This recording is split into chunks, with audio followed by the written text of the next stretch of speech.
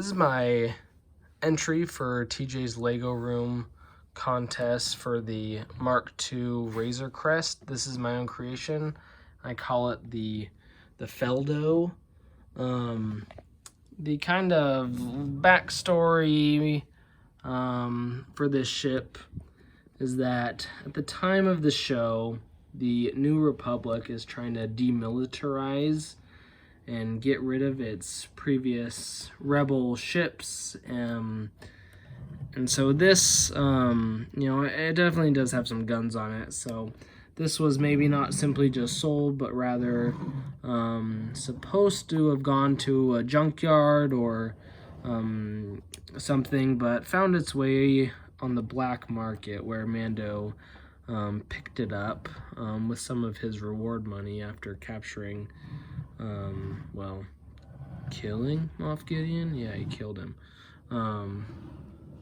So this was a previously rebel ship, and the color scheme kind of reminds me of a rebel ship. You know, it's not super clean, little dirty remnants of previous paint jobs, some Greebling to show where some panels came off. Not the cleanest ship, but sturdy, and it'll get the job done. One of the features of this ship is this unique cargo carrying space. So this whole piece opens up, and there's some Star Warsy pallet type items. They're kind of tricky to get out. Here we go. I'll show each of them off individually in a second. But the idea behind this was that these open spaces could either be closed via like an energy shield or something, or they could be open to space. And this would be particularly nice when you're transporting heat-sensitive material, such as coaxium. Instead of wasting a bunch of energy trying to cool off the coaxium, you simply open those spaces and kind of expose it to the cold of space. This is just like a little pallet system I made up, just a few pairs of these Star Warsy looking energy cell type things. This kind of stuff is always fun to build. I like this one a lot too. I could put 5 lightsaber hilt pieces in there to make these ones. Here's kind of an individual, very Star Warsy energy reactor looking thing. So this ship was able to to carry some of these heat sensitive items maybe more efficiently than other things, but this space could also be used for whatever.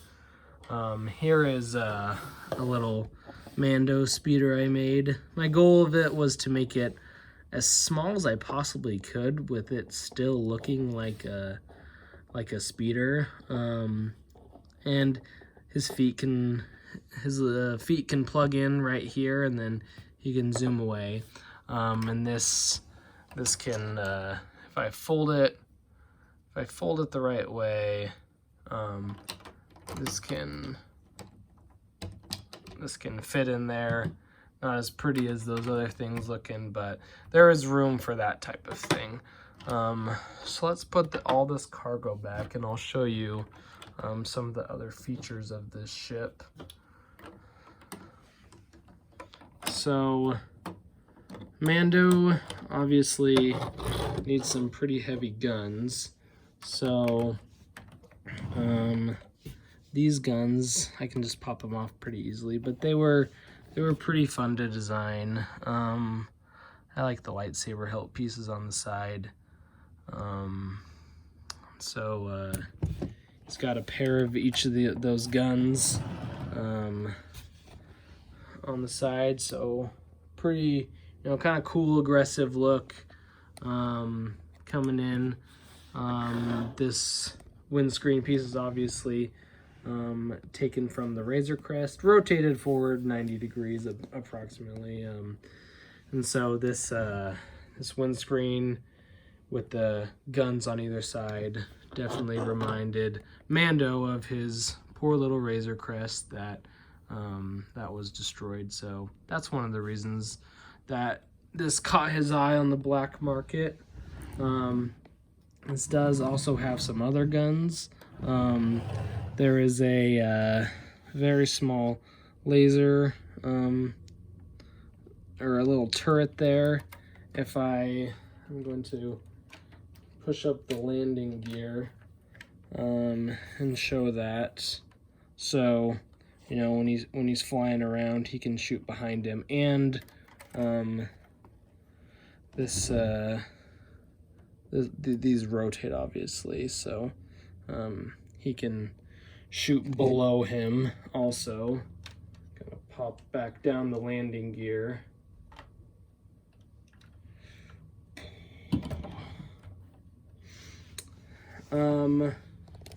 Also, if we turn to the back, he has some anti-pursuit cannons. Very similar, just a couple of lightsaber hilt pieces. And this back section was pretty fun to greeble. Some of my other Star Wars ships are over greebled, and I tried not to over greeble this one. I had to add some because it's kind of unavoidable when you're designing a Star Wars ship.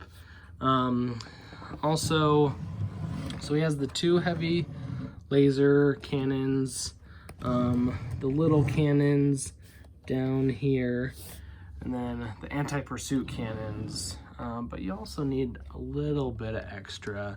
So in this front here, I tried to utilize all the space. This pops out and shows off a pair of missiles. It's kind of difficult to see with the light, but this just very easily opens and closes. No work necessary to get them out. Also, you might be wondering, how is he gonna get out of this ship with these cannons in the way of these side windscreen pieces? Well, I built a little mechanism to actually have this just slide out, and it does clip back in, so when you're swooshing it around, it's not gonna wobble and bobble and fall out. So this just opens and closes, and that little click is a clip kind of internally. This was pretty fun to build. Let's see if I can show the cockpit a little better. The cockpit, he has a cool little chair there and some control sticks. He also has, there's some, I can just take this off and maybe show it a little clearer. He has a cool little chair. Let me see if I can get this light to show it a little better. He has a cool little chair, some control panels, and also back behind his chair is a little spot for a rifle. It's one of those harpoon gun type of things. So, and ideally there'd kind of be a tunnel back in here to his main cargo, or to the main interior. Wasn't able to fit that in. But if this was a few times bigger, I would have been able to do that. So, talked about the guns and the cargo area and the cockpit. Missiles here. There's also a couple smuggling areas. So, first off, these guns actually just kind of pop out, and then there's a couple bins here, and with some Star Warsy looking stuff that can just pop back in.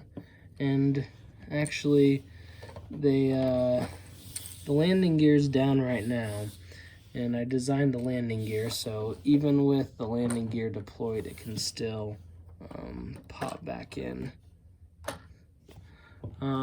There's also one more little smuggling area.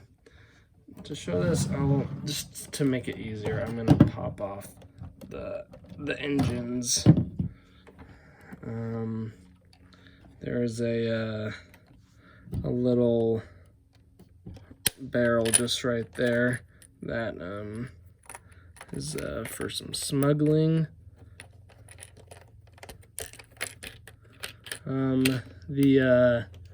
Well, while I have the engine, I'm gonna show a little bit of the landing gear. So this landing gear just comes up and down. These are the cannons that pop in and out. This landing gear was really fun to design. I was at I was stuck while I was building it, trying to figure out this landing gear. I finally figured out you just pop this out, lock that into place, and then this can kind of withstand. The engines are off. Quick note about the engines while I kind of reassemble some of these things, some of this ship. I built these engines probably like almost immediately after the contest was announced, months and months ago.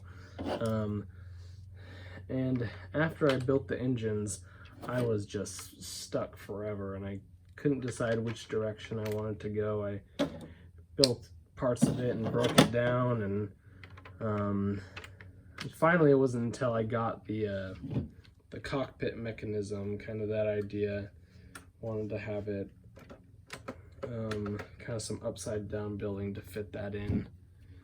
So let me reassemble this, and then we'll talk about the interior. So this is the back, and there's a little door that can come down. It doesn't actually reach down. It's designed so a platform, would land in with a platform, stuff can be unloaded and Mando can get out. If the landing gear is down or is not deployed, the ship can actually still land if needed. And then this loading ramp would go right to the ground. So if I pop this area off, we get a nice look at the interior. So there's a couple kind of sections. So this is first just kind of a cargo section, has a lot of containers. And if we flip it around, there's a bed for Mando. And he, minifigure does fit all the way. There's enough space in there that it's not just for show, but a minifigure can fit in there.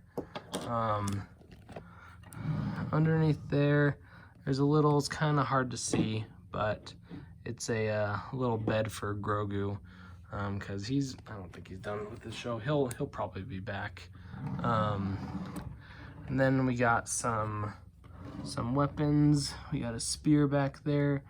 We got a couple of medium rifles and some, I always thought of these as like heavy ion blasters. A couple containers, a couple big rifles, some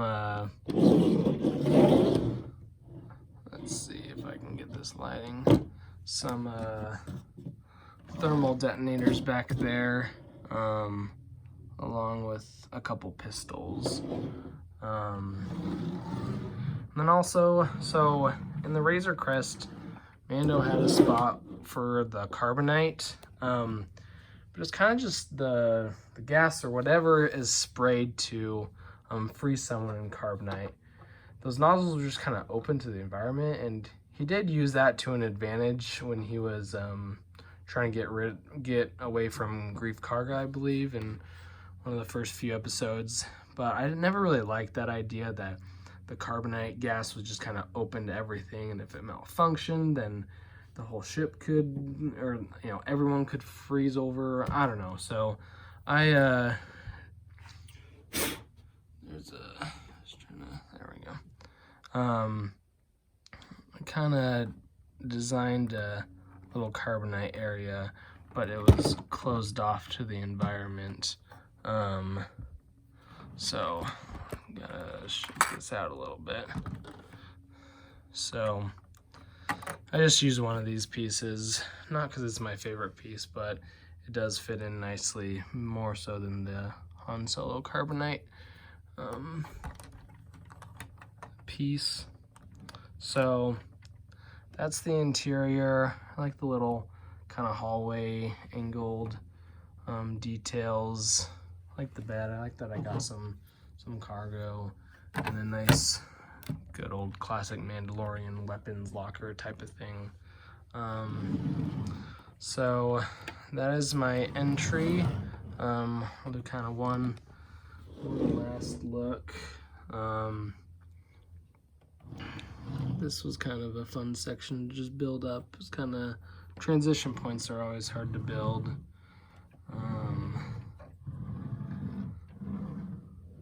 This back was fun. The back section I just finished, and that was the last thing I had to do before I was done.